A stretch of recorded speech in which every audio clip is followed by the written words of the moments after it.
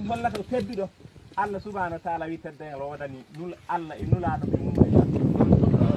nenno laarata ko tedduɗo nenno heeferɓe koyi ɗuɓe hoyni heeferɓe kamɓe sahabaɓe e famɗude jateɗe woɓɓe maɓɓe fu daabaji ndurat kono joɓe fe heeferɓe jomɓe garat ɓe mbaranɓe wuuɗo jam ñalla waalo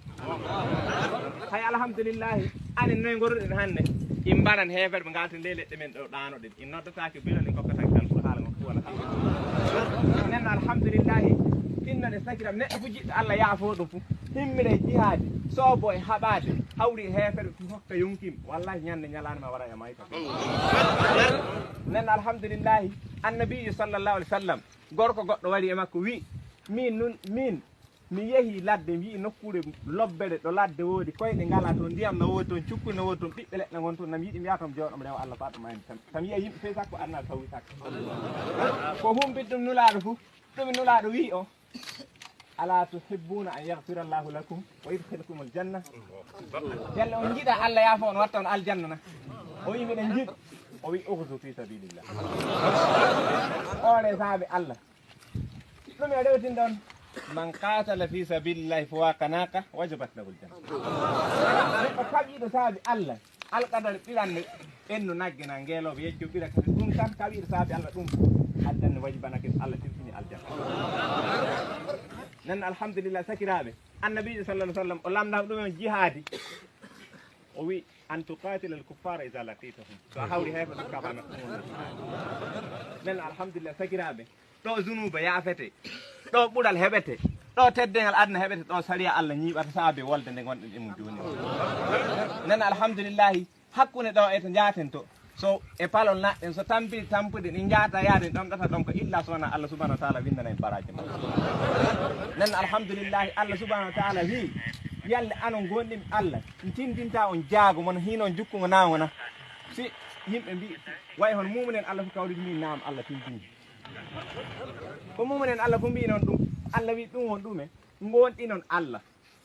mbi on la ilaha illallah tawi e werɗe moɗon caggal on mbi noon kaɓoɗon e laawol Allah kokkon yonkimon woɗi kokkon jawle moɗon so on gaɗini ko Allah subahanahu wa taala yaafo on zunubaji moɗon nanna on aljanna ñiiɓal nenno wa ukhra tuhibbunaha ɗume nasru min Allah wa fathun qarib wa bassiril mu'minina pienkaji maɓɓe ndiwen ɓe egga ɓe jappa leydi ndi yaaje foy woɓɓe men fof keɓa ɓayɗo ndema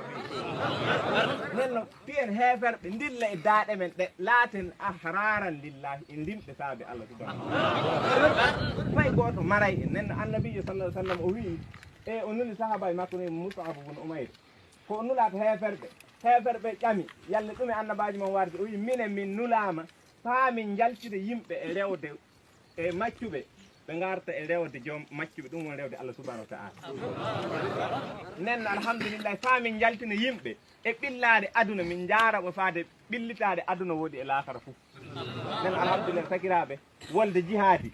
illa annabaji nula fa hande ka fay muɗum fiine heddi mo Allah subahanahu wa ta'ala muyani ɓural ko o ronata ka fay ki mo Allah muyani sahata ko oɗo ronata ka fay ki mo Allah muyani tariki waɗe jantede e tarikeji lobbi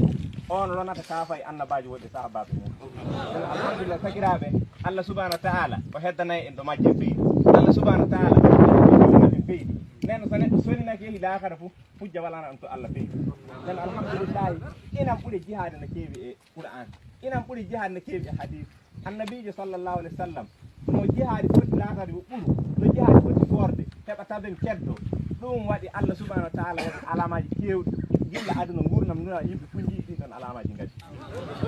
ɗum won hoyɗuɓe koyɗe lobbi keeɓi sahadaako won hoyɗuɓe koyɗe lobbi mbiyani woɓɓe ne goni e aljanna hey fa nulaaɗo sallllahu alih wa sallam laatake orgal jihaadi so goɗɗo waray nde o konti goɗɗo ma o hatti goɗɗo waray fu nde o ñanginayde on waɗa faama on ɗon ɓuuri yidde yimɓe nen alhamdulillah sakiraɓe sahabaɓe ɗum ɓe keɓanno de mbiya ɓe beeli koye ɗum ɓe keɓande mbiya fayda ko wona million ji de wona nayi de wona mote lobbel wona moɓel lobbel de ɗum ɓe keɓanno de mbiya weeliɓe annabi sallah sallam itti yimɓe faake wi andina woɓɓe diine ɓe jeeyi marko heɓe jippi mbaɗi ɓe tubaɓe timmi heddi neɗɗo goto woɓɓe mbaɗa jowa dow makko timmi heefere mi jeeya fi neɗɗo cagitiɗo waɗede maɓɓe ko kuuɗal yiwa ɗo makko fayantiri gaɗa ga noyi o wi fultu wa rabbil kaaba